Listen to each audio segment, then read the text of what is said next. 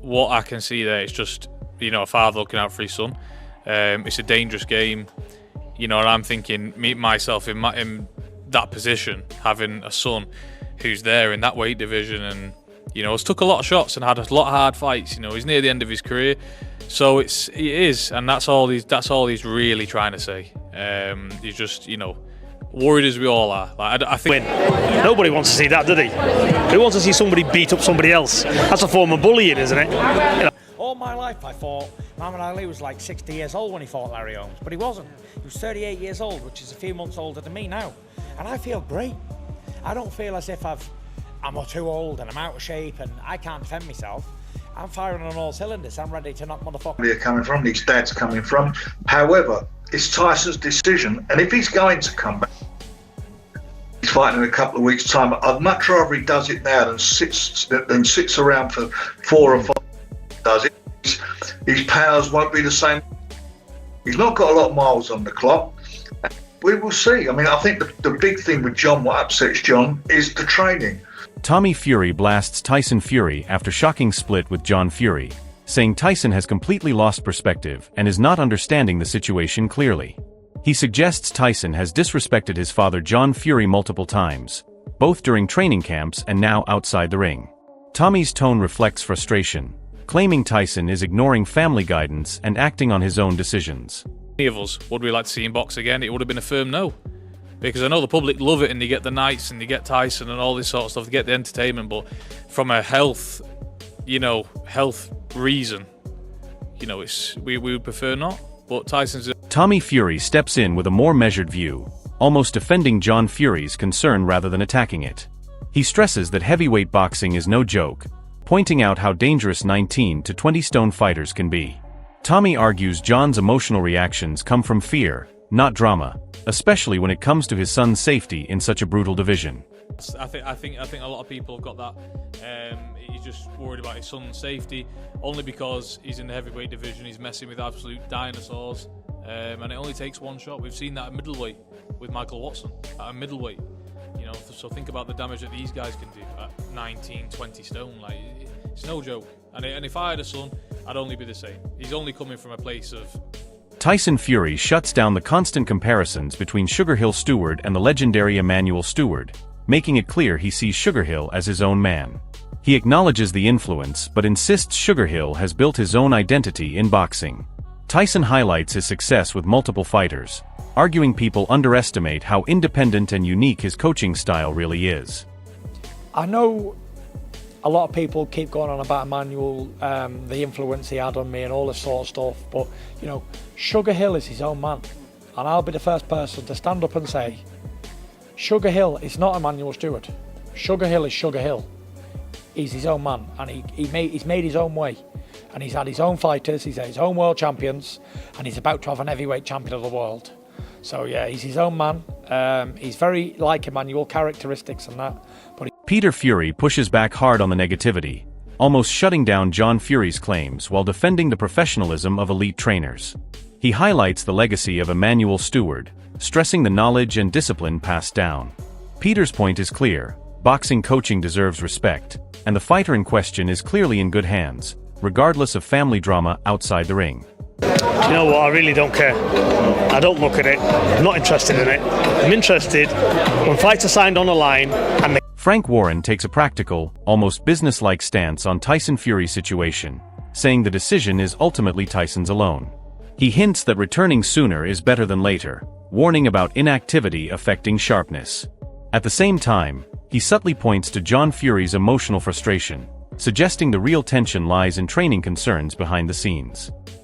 I'm sure Tyson prefer that not to be said, and I'm a big believer. You keep you haven't got to tell the world what you got to say to your family, yourself, and to yourself. Shane Fury offers a surprisingly reflective take, suggesting that elite boxers like Tyson eventually hit a point where material success stops meaning much.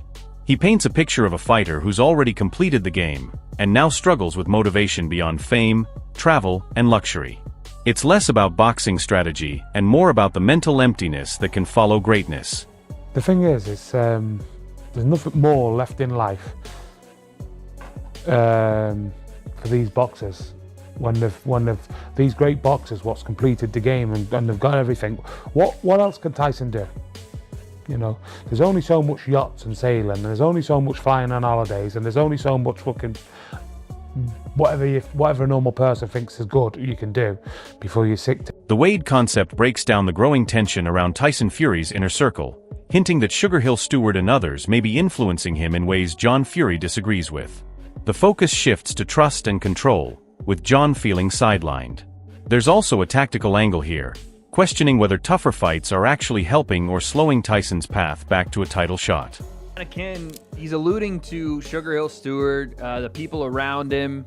I assume that's who John's talking about here when he says, you know, people are acting like his friends and they're acting like they got his best interest, but they don't, and he's not listening to me anymore, and he should have been doing easier fights, which again, if Tyson's not fighting for a belt, I understand the need to fight a contender to get back to the belt, which is why I think it's kind of... Eddie Hearn points out the obvious tension brewing behind the scenes, noting how John Fury has always been deeply involved in Tyson's journey. But now, something has clearly broken down between them. Hearn avoids taking sides, yet he subtly highlights how unusual it is to see such a public fallout within a family so tightly linked to a fighter's career. I didn't know, you know, they've always been very close, and John's always been a big part of the training team. You know, I know he's had his trainers in Sugar Hill and, you know, Ben Davison, but, you know, John's his dad, and you know, he's been a big part of the journey, and for some reason, I don't know why, it's not my business, but they've clearly fallen out. And, you know, it's never nice to see, and definitely not. Liam Goff leans into the growing criticism of Tyson Fury's current form, even agreeing with John Fury's view that he's not at his peak anymore. He links it back to the brutal Wilder trilogy, suggesting those fights took something out of him. There's a clear tone of concern, questioning whether Tyson can truly return to his old level. But he's saying that Tyson isn't himself anymore. And I tend to agree with John Fury. He's certainly not at his best anymore. I mean, how could he be after everything he's been through and stuff like that? So I tend to agree with that, right? But he was saying words to the effect of that the Wilder trilogy. Simon Jordan doesn't hold back as he questions John Fury's decision to air private family matters in public. He argues that if the real goal is to repair his relationship with Tyson, then interviews and public statements are only making things worse. In his view, this kind of behavior shifts attention onto John himself rather than solving the actual issue. Jordan makes it clear he finds the situation uncomfortable and unnecessary, stressing that personal problems should stay private. Relationships, you repair them in private, not in the public domain. John, on the times that I've met John, I found him to be engaging and charming. But there's other times when I've seen him whether it's an act, or curated or whatever, it's boorish, it's unpalatable, it's unpleasant. When you headbutt Ukrainians in front of, you know, Saudi royalty and behave yourself in a way that's not particularly appetizing, you get judged by it. So, with due respect to the fact it's a scoop for these guys, I'm not hugely interested in John Fury's outlook. Tyson Fury speaks with raw honesty, describing boxing as an obsession rather than just a career. He compares himself to legends like Muhammad Ali, pointing out that age is not necessarily a barrier if the fire is still there. Tyson insists he feels sharp, fit, and fully capable of competing at the highest level, rejecting any idea that he is past his best. His words carry confidence and defiance, almost challenging doubters to question his hunger. But it's more of an obsession for me anyway. It might be different for the other fella, but for me, it's like an obsession that I can't leave alone. It's like that risky love affair. Like I said before, it's like that risky love affair. Duke McKenzie delivers a blunt reality check, pushing back on comparisons between Tyson Fury and Muhammad Ali. He acknowledges Fury's popularity and success, but argues that when you actually measure resumes, the gap is still clear. In his view, greatness isn't just about fame or fan opinion. It's about legacy and consistency at the very highest level. McKenzie's tone is firm and unapologetic, making it clear he doesn't believe Fury belongs in the same historical bracket as Ali. It's a controversial stance, but one grounded in traditional boxing standards and achievements rather than hype or modern narratives. You know, obviously Fury's got his own fans and people that think that he is a legend and one thing and another. Well, that's all well and good, but you've got to look at his resume. It doesn't stack up. Not to the great fighters. It doesn't stack up. Shane McGuigan offers a tactical and slightly critical perspective on Tyson Fury's relationship with his father, suggesting John Fury's presence may sometimes create unnecessary chaos around the camp. He hints that Tyson may have used that energy in the past, but in this stage of his career, it could be more of a distraction than a benefit. McGuigan implies that simplifying the corner and removing emotional noise could actually help Tyson perform better. There's also an underlying suggestion that adjustments might still be made if Tyson feels it improves focus and preparation for big fights. Tyson, I think, used his dad to keep him involved and as a infiltrator, someone that can shout and scream and cause a bit of chaos and unrest, and I think he doesn't need that in this fight, so he might make a U-turn when he. John Fury speaks with clear emotion and frustration, making it obvious that the family tension has reached a breaking point. He feels disrespected by Tyson's decisions and suggests that if he is no longer valued as a father figure in the boxing journey, then he has no interest in staying involved at all. His words carry hurt as much as anger, showing how personal the situation has become. At the same time, there's a sense of finality in his tone, as if he is stepping back unless things change dramatically within the family dynamic. If you can't show your father respect when it's needed, keep going. I don't need you. I don't need him and his millions. I need nothing off him. I wish him well, but he's put those people before me, his blood father. That's hurt me like you wouldn't believe. So, they can jog on. Yeah. And I mean that. Peter Fury gives a balanced but confident breakdown of Tyson's comeback situation, stressing both danger and capability. He clearly warns that Tyson should not be taking unnecessary risks, acknowledging the brutal nature of the heavyweight division. At the same time, he strongly backs Tyson's ability when he is fully focused, saying that on his A-game he can outbox anyone and ticks all the boxes. Peter highlights Tyson's excitement factor and natural skill set, suggesting that his talent still separates him from most opponents. However, there's also an underlying caution here, as if he knows the comeback only works if Tyson stays disciplined and avoids careless decisions in high-risk fights. Clear. Well, whether he can take him or not, he shouldn't be taking him, and he knows that. But when he's on his A game and he boxes, he can box, he ticks all the boxes, trust me. And he's exciting as well.